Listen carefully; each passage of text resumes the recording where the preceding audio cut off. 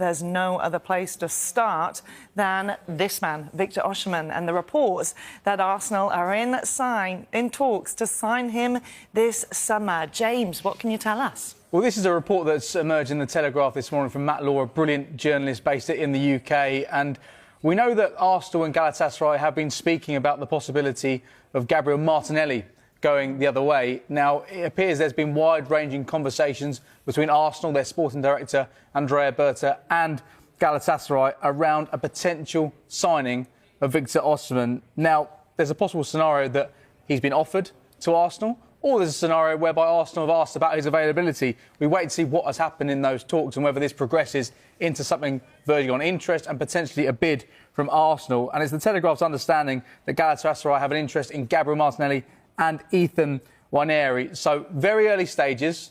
We know there's been interest in Victor Osimhen from clubs in the Premier League for a long time. We know Arsenal have had an interest in signing a striker in this transfer. We know Julian Alvarez appears to be their main target, but we know Atletico Madrid aren't prepared to let him go for anywhere less than £170 million, around 200 million euros. So potentially, if that's ruled out, Arsenal need to look at other options if they are serious about signing another striker in this transfer window. And here's a man who's a proven goal scorer. Yeah. So we wait to see if anything develops following these talks between Arsenal and Galatasaray. We know the two clubs are talking. We don't know how serious Arsenal are about signing Victor Osimhen in this transfer window. Yeah, he's often talked about during this period, isn't he? And I mean, is he the guy to unmask Arsenal's? Yeah, thank you for laughing at the gag. I'm glad you got it. It's early for that one, but is he the man to unmask their attacking problems? I think he'll certainly help.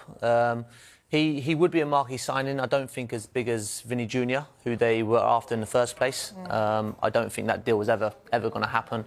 But Victor Osimhen, yeah, is a proven goal scorer at Napoli, Galatasaray. And now hopefully he can come to England, because there's been a lot of talk about him over many years, linked with all types of clubs, and it's never happened.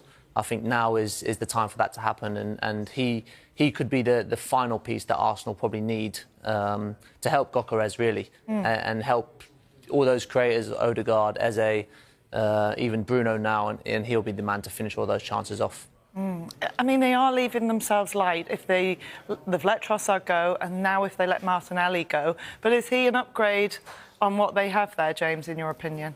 Well, in terms of the two central striking options, they've got Victor Gyökeres and they've got Kai Havertz. Whether or not he's a striker or a number 8 or a number 10, I don't think anybody will ever be able to get to the bottom of that debate. But here's what Victor Osimhen has done over the course of the last 5 seasons. You look at those goals there, there's a reason why we talk about him in every single transfer window on Sky Sports News. The last 2 seasons there have been in the Turkish Super League, the previous 3 seasons in Serie A with Napoli. So he's a proven goal scorer. You'd argue that the Turkish Super League isn't anywhere close to what the Premier League is, but you can see his body of work there, very, very impressive. We can compare him to Arsenal's other strike options there. Victor Gyökeres scored 14 goals in the Premier League last season.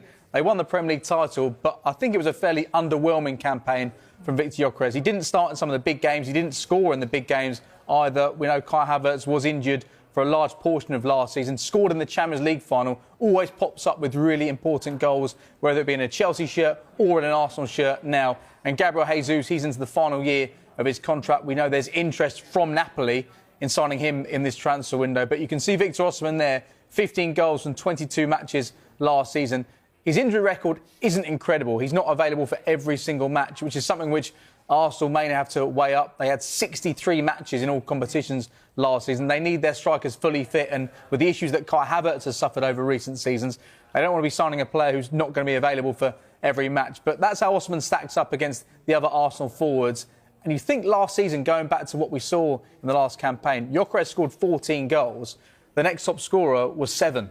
I think it was Saka who got 7 goals. And the fact they won the Premier League title is remarkable when you think they didn't have a goal scorer scoring 20 goals. The goals weren't shared around. They dominated when it came to set pieces, as we know.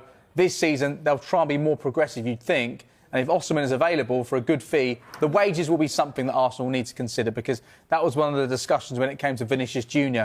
If his wages were going to be north of £400,000 and you made him the best paid player at the club, what impact would that have on the dressing room? Is that a factor that Arsenal need to be aware of potentially if they're bringing in a player who's being very heavily paid above some of his teammates? Yeah, it could be. But if he goes on to score 20, 25 goals and wins in the Premier League, I don't think anyone cares. I mean, the lads there, obviously Bruno's gone in and probably a high earner, Declan Rice, but they've proved it. And I think if players want to see world-class players come into the dressing room and it's only going to help them, I don't think there should be too much of an issue. There's not too much difference really from the highest to the middle earners. And he's a world-class proven striker, and strikers always get paid the most as well.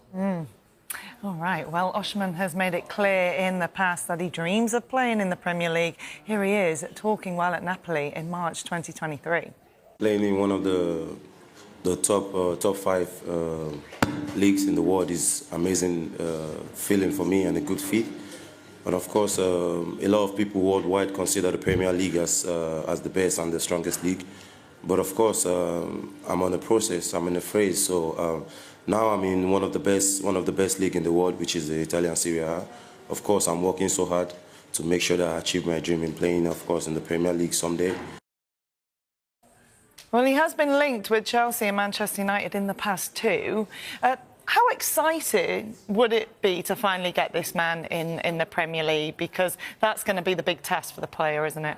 Oh, huge. It is a marquee signing for the Premier League, and the Premier League is where we want all the best players.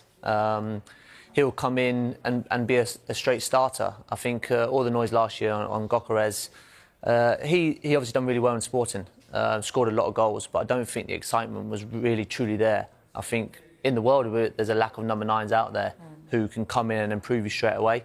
But this guy probably can do that. He's had a great record everywhere he's been. He looks a real threat, and I think he can go into that Arsenal starting 11. And there's not many players that can, and improve them to go to another level.